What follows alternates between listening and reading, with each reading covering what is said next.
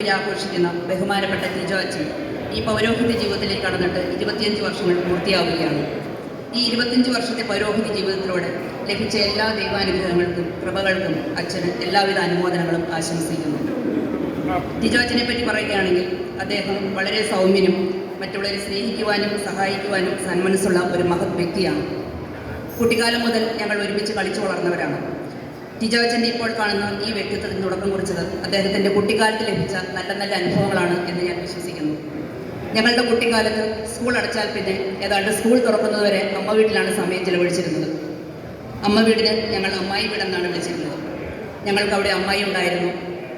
മാങ്ങയും ആത്തച്ചക്കയും പഴിപ്പിച്ച് സ്നേഹത്തോടെ ഏറെ താല്പര്യത്തോടെ ഞങ്ങൾക്ക് വിളമ്പി തന്ന അമ്മായി ഇപ്പോൾ സ്വർഗത്തിലിരുന്ന് ഈ ദിവസത്തിൽ സന്തോഷിക്കുന്നുണ്ടാവും. അതുപോലെ ടിജോ അച്ഛൻ്റെ ഗ്രാൻഡ് ഫാദർ ഇച്ചാച്ചൻ ഞങ്ങളെ വൈകുന്നേരങ്ങളിൽ പുഴയിൽ കൊണ്ടുപോകുമായിരുന്നു. തിരിച്ചു വരുമ്പോൾ പിന്നെ സന്ധ്യാപ്രാർത്ഥനയാണ്.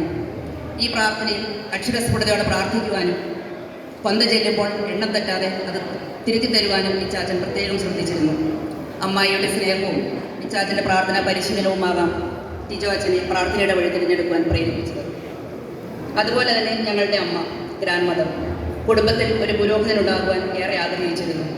ടിജോ അച്ഛൻ ആ ആഗ്രഹവും സാധിച്ചു. അമ്മയും ഇപ്പോൾ സ്വർഗത്തിലിരുന്ന് ഈ സന്തോഷത്തിൽ പങ്കുചേരുന്നുണ്ടാവും.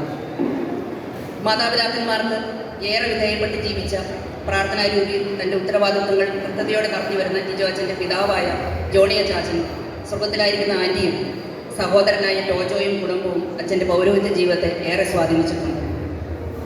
തറവാട്ടിലെ മുതിർന്ന സഹോദരൻ്റെ മകനായതുകൊണ്ട് തന്നെ പ്രത്യേക പരിഗണനയും വാത്സല്യവും കൂടുതലായി അച്ഛന് ലഭിച്ചിട്ടുണ്ട്.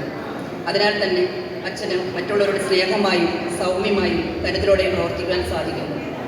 മത്തായി 5:41 പറയുന്നുണ്ട്, 1 മൈൽ ദൂരം പോകാൻ നിന്നെ നിർബന്ധിക്കുന്നവരോടുകൂടെ 2 മൈൽ ദൂരം പോകുക. ടിജോ അച്ഛൻ്റെ കാര്യത്തിൽ ഇത് തികച്ചും അർത്ഥവത്താണ്. ബാംഗ്ലൂർ സെമിനാരിയിൽ പഠിക്കുന്ന കാലത്ത് ഞാൻ ശ്രദ്ധിച്ചിട്ടുണ്ട്, ഒരു കോളേജ് അഡ്മിഷൻ, സർട്ടിഫിക്കറ്റ് എൻക്വയറി എന്തു തന്നെയായാലും ഒരു ഉപേക്ഷയും കൂടാതെ തന്നെ സമീപിക്കുന്നവർക്ക് അച്ഛൻ എല്ലാവിധ സഹായങ്ങളും ചെയ്തു കൊടുത്തിരുന്നു. സ്നേഹിതർക്ക് വേണ്ടി സ്വന്തം ജീവൻ ബലികഴിക്കാൻ തയ്യാറായ ക്രിസ്തുനാഥൻ്റെ യഥാർത്ഥ അനുയായിയായി ജീവിക്കാൻ ആഗ്രഹിക്കുന്ന ടിജോ അച്ഛൻ തൻ്റെ സാന്നിധ്യം ആവശ്യമുള്ളിടത്ത് ഇന്നും ആശ്രയമായി കടന്നു ചെല്ലും.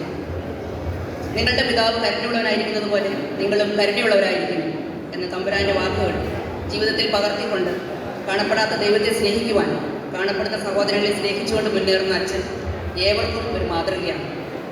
ഈ ജൂബിലി നിറവിൽ നല്ല ജനനായകനായി ഈശോയുടെ പ്രിയപ്പെട്ട പുരോഹിതനായി സമൂഹത്തിൻ്റെ മുമ്പിൽ സേവനം ചെയ്ത് ഏവർക്കും പ്രിയപ്പെട്ടവനായി ജീവിക്കുന്ന ടിജോ അച്ഛൻ എന്നും ഞങ്ങൾക്കൊരു അഭിമാനമാണ്.